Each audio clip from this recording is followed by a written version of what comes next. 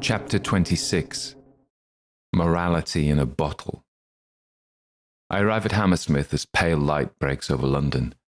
You have succeeded in the quest, return to London, 1000 XP.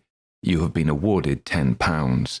Truth is, I don't mind the game mocking me if it keeps giving me experience. The road was more or less empty until I got to Reading, then grew busy with goods lorries on their way between London and Bristol. I drove slowly and carefully, but even so managed to run off the road 3 times, scraping the car but thankfully not puncturing any of the tyres. If I'm to drive again, I'll make sure I put more skill points into driving. Remembering my time in the river, I also need something in swimming. Past Hammersmith, I enter the western side of London, driving past the neo-Gothic masterpiece of the Natural History Museum in Kensington. The traffic is getting busy here, and the road is heavy with wagons and horse-drawn carts, as well as buses and private cars. I don't trust my driving skill to navigate safely through this much traffic, so I park my hired car and leave it in South Kensington. I'll send a postcard to the cat-faced mechanic in Marchton to let him know it's there, so his friend can pick it up. It's still too early for the shops to be open. There are night shift workers going home, and when I catch a bus into the West End, it's full of cleaners going to clean the offices, then finish before the office workers arrive around 9. Cowper said his shop was on New Oxford Street on the corner with Shaftesbury Avenue, besides a pub called The Crown. I checked the game wiki, which shows me the 1927 bus route map of London, and with its help I changed to a number 19 at the end of Brompton Road. This bus takes me all the way, and I jump off at Shaftesbury Avenue. The chemist's shop isn't open yet, so I wait in the shelter of a doorway on the other side of the street. Game time ticks by and Shaftesbury Avenue is getting busy. A sandwich shop opens for the commuters to get cups of tea and bacon sandwiches before going to work. Then I see a man with a brown handkerchief mask across his mouth. I stiffen and press myself back into the shadows. He's watching Cowper's shop, as if they've guessed I'd be returning there. At least that means Cowper's straight. If he'd betrayed me, the brothers would be waiting inside the shop for me. There's still no message from Lecoz. I hope he got off the train okay and will meet me in London. Then I wonder if they caught him and somehow forced him to reveal what he knew of my intentions. Maybe that's how come the brother of Shadow is there. I need to know Lecoz is okay, so I decide to act. Stepping out of the shadows, I call to the masked man, "Hey, you!" The brother turns in surprise, and I see his eyes registering who I am. The handkerchief around his mouth flutters with an intake of breath. Once I'm sure he's seen me, I duck into a narrow alley that serves the back of the shops on the north side of the street, so their bins can be emptied and deliveries made. At this time of the morning, the alley's deserted. It's a gamble that the brother of Shadow won't call for assistance, but I hope he'll assume he can deal with me himself.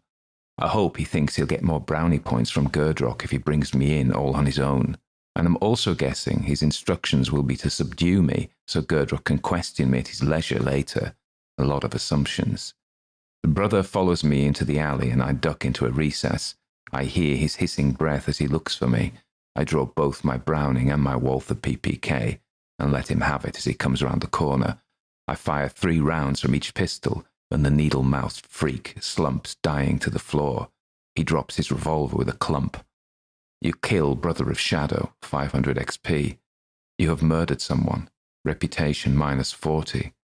-40 reputation for murder makes sense. Even if it's one of them, it's a player character. I'm too full of worry for my friends to retain my concern about killing bad guys. I look round. The sound of the gunfire was loud, but no one comes. I stand for a second. I'm a murderer, but even though I know this man has died in real life, gone cold as they say, I can't summon up the care for him and his kind, knowing what they do. I go over to him and search through his brown jacket, trying to avoid contact with his black acid blood that hisses on the stone floor. Up close, I see how far the transformation has gone from human being into hybrid thing.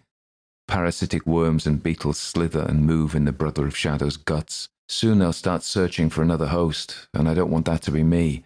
So I hurry, going through his pockets, leaving the worms to coil and uncoil between his ribs. The brother has a thin wooden flute in his pocket. He has a revolver and some 38 bullets for it, but they won't fit my pistols, so I leave them. I don't know the purpose of the flute, so I place it carefully in my inventory to find out later. I can't afford to hang about on this street waiting for Cowper much longer. Soon the Brothers of Shadow will notice this sentry hasn't reported in, and they'll send others of their kind to find out what's going on. I stand there, away from the alley now, watching the chemist shop door until at 8:30 Mr. Cowper opens his shop door, turning over the wooden sign so it now reads open. I go up to the door and push my way in, then I pause to look over my shoulder, checking I'm not being followed. I see no one. Cowper gives me a broad smile. Reverend Cadmon, how lovely to see you. He looks the same, he speaks the same. This is Mr. Cowper, all right. Who's running your shop in Glastonbury? He wags his finger at me. Now, I've already told you about that, Reverend Cadmon. I am.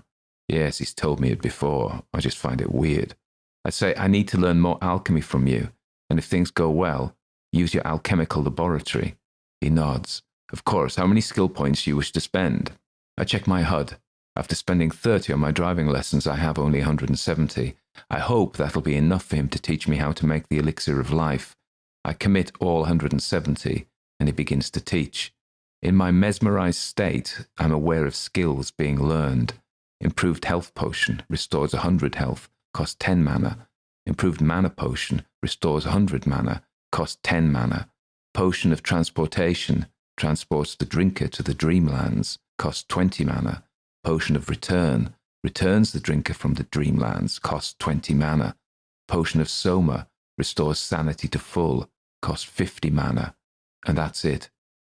I sigh. I'd hoped I'd learn the elixir of life. I have the ingredients, or most of them, I think. Cowper closes his eyes while he thinks.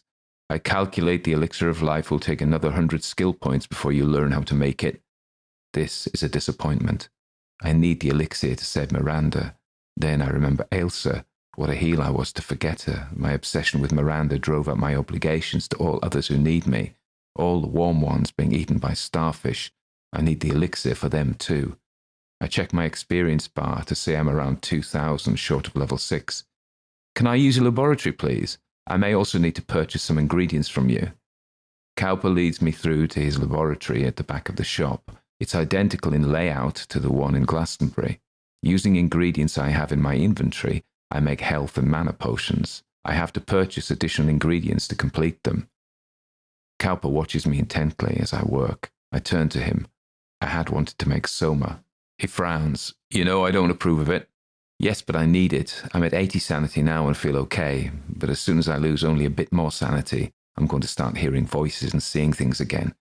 I'll wean myself off the soma in due course, but now's not the time. He tuts but says nothing. I scan the recipe on my HUD to see what the ingredients are.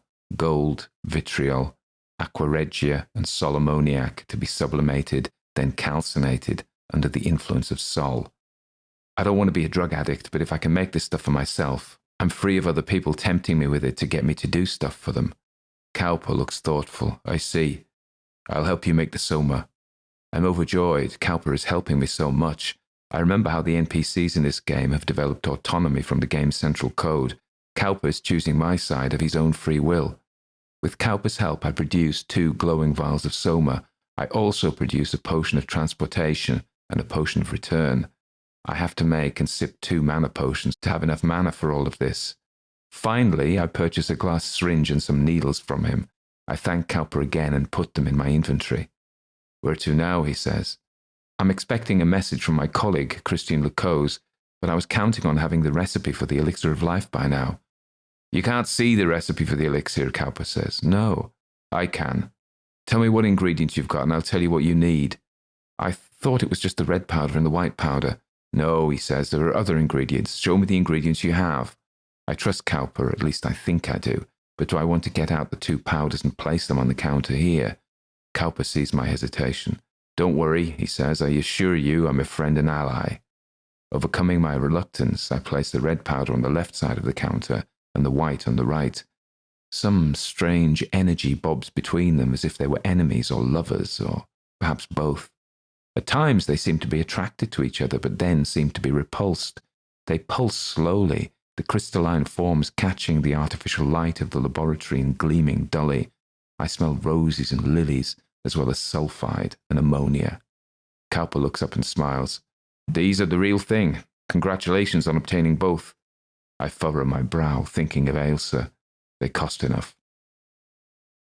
Cowper says, "You'll need mercury as a solvent. Quicksilver?"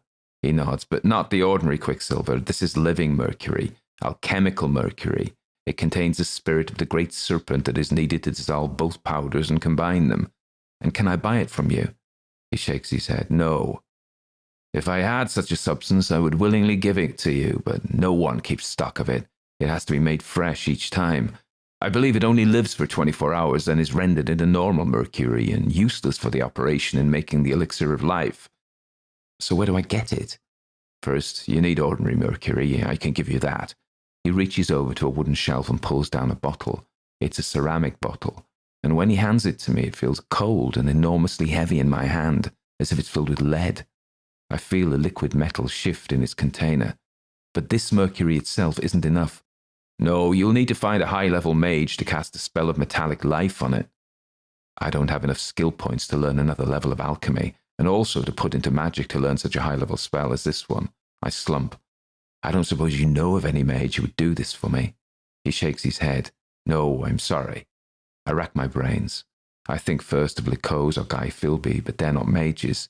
Then I remember Aleister Crowley. I had hoped to avoid Crowley because of what he'd asked me to do, but he'd surely be a high enough level to cast a spell of metallic life on this quicksilver, and in return, he'll demand I bring him one of the warm ones to act as a host for him to enter. I feel sick.